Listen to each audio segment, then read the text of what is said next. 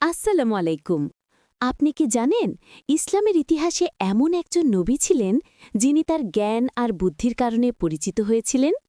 তিনি ছিলেন প্রথম মানুষ যিনি কলম ধরে লিখতে শিখেছিলেন। তিনি শুধু লিখতেই শেখাননি, তিনি ছিলেন প্রথম নবী যিনি অন্যায়ের বিরুদ্ধে আল্লাহর পথে যুদ্ধ করেছিলেন। আর সবচেয়ে অবিশ্বাস্য ঘটনা হল আল্লাহ তাকে এমন এক সম্মান দিয়েছিলেন যে তার রূহ কবজ হয়েছিল চতুর্থ আসমানে। কে ছিলেন এই রহস্যময় নবী? তার নাম, তার গল্প আর চতুর্থ আসমানে পৌঁছানোর সেই বিস্ময়কর ঘটনা জানতে হলে ভিডিওটি শেষ পর্যন্ত দেখুন। শুরু করা যাক। আজ তোমাদের শোনাব এক মহান নবীর গল্প, যিনি ছিলেন হজরত আদম আলাইহিসসালামের বংশধরদের মধ্যে অন্যতম, হজরত নবী ইদ্রিস আলাইহিসসালাম। তোমরা কি জানো পবিত্র কুরআন শরীফে যে ২৫ জন নবীর নাম আছে, তিনি তাঁদেরই একজন। আল্লাহ তাআলা তাকে সত্যবাদী ও ধৈর্যশীল বলে উল্লেখ করেছেন এবং এক বিশেষ মর্যাদায় উন্নীত করেছিলেন। তার আসল নাম ছিল আখনুক, তবে তিনি তার জ্ঞান ও লেখাপড়ার কারণে ইদ্রিস নামে পরিচিত হন। নবী ইদ্রিস আলাইহিসসালাম ছিলেন একজন অত্যন্ত সুপুরুষ, লম্বা এবং বলিষ্ঠ দেহের অধিকারী। তবে তার বাইরের চেহারার চেয়েও বড় ছিল তার ভেতরের গুণ। তিনি ছিলেন অসম্ভব শান্ত, ধৈর্যশীল এবং বুদ্ধিমান। তিনি সব সময় আকাশ, চাঁদ, তারা আর বিশাল পৃথিবী নিয়ে গভীরভাবে চিন্তা করতেন।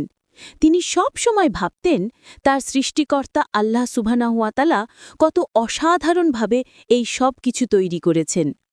একটি মজার তথ্য হল, অনেক জ্ঞানী মানুষ মনে করেন তিনিই ছিলেন পৃথিবীর প্রথম মানুষ যিনি কলম দিয়ে লিখতে শিখেছিলেন। তিনি গণিত, জ্যোতির্বিদ্যা ও নানা প্রকার কারিগরি বিদ্যায় পারদর্শী ছিলেন।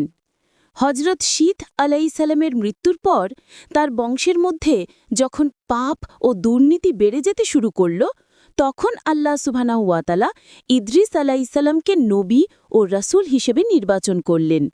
ইদ্রিস আলাইহিসসালাম দেখতে পেলেন মানুষজন শয়তানের প্রভাবে খারাপ পথে চলে যাচ্ছে। তিনি আর সহ্য করতে পারলেন না। আল্লাহ তাকে নির্দেশ দিলেন এই দুর্নীতিবাজদের বিরুদ্ধে জিহাদ করার জন্য। আর এভাবেই ইদ্রিস আলাইহিসসালাম হলেন ইসলামের ইতিহাসে প্রথম নবী যিনি আল্লাহর পথে অন্যায়ের বিরুদ্ধে যুদ্ধ করেছিলেন। আল্লাহর সাহায্যে তিনি সেই যুদ্ধে বিজয়ী হলেন এবং পৃথিবীতে শান্তি ফিরিয়ে আনলেন। এরপরের ঘটনা আরও বিস্ময়কর।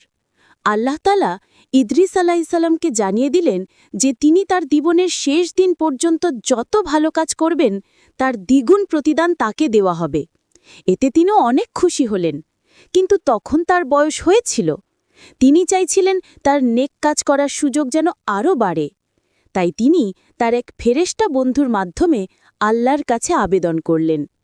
ফেরেশতার ডানায় চড়ে তিনি আকাশের দিকে উঠতে লাগলেন। প্রথম, দ্বিতীয়, তৃতীয় আকাশ পেরিয়ে যখন তারা চতুর্থ আসমানে পৌঁছালেন, ঠিক তখনই আল্লাহর নির্দেশে মৃত্যুর ফেরেশতা তার রূহ কবজ করে নিলেন। আর এভাবেই আল্লাহ তার প্রিয় নবীকে উচ্চ মর্যাদায় উন্নীত করলেন। আমাদের প্রিয় নবী মুহাম্মদ সাল্লাল্লাহু আলাইহি ওয়াসাল্লাম মিরাজের রাতে চতুর্থ আসমানে ইদ্রিস আলাইহিসসালামের সাথে দেখা করেছিলেন। নবী ইদ্রিস আলাইহিসসালামের কিছু সুন্দর বাণী আমাদের জন্য রয়েছে। ১. সেই ব্যক্তি সুখী যে নিজের কাজগুলোর দিকে তাকায় এবং সেগুলোকে তার রবের কাছে সুপারিশকারী হিসেবে নিয়োগ করে। ২. আল্লাহর অনুগ্রহের জন্য কৃতজ্ঞতা প্রকাশে তার চেয়ে ভালো কেউ হতে পারে না যে সেই অনুগ্রহ অন্যের সাথে ভাগ করে নেয়। ৩. মানুষের কাছে যা আছে তার জন্য হিংসা করো না, কারণ তারা তা খুব অল্প সময়ের জন্যই উপভোগ করবে। ৪. যে অতিরিক্ত বাড়াগাড়ি করে সে তা থেকে কোনো উপকার পায় না। ৫. জীবনের আসল আনন্দ হল জ্ঞান বা প্রজ্ঞা অর্জন করা। যদি আজকের গল্পটি তোমাদের ভালো লেগে থাকে তাহলে অবশ্যই ভিডিওটিতে একটি লাইক দিও, বন্ধুদের সাথে শেয়ার করো আর আমাদের চ্যানেলটি সাবস্ক্রাইব করে পাশে থাকা বেল আইকনটি টিপে দিও, যাতে পরের গল্পটি সবার আগে তোমরা দেখতে পাও। গল্পটি কেমন লাগলো তার নিচে কমেন্ট করে জানাতে ভুলো না যেন। সবাই ভালো থেকো, সুস্থ থেকো। দেখা হবে পরের নতুন কোনো ইসলামিক গল্পে। আল্লাহ হাফেজ।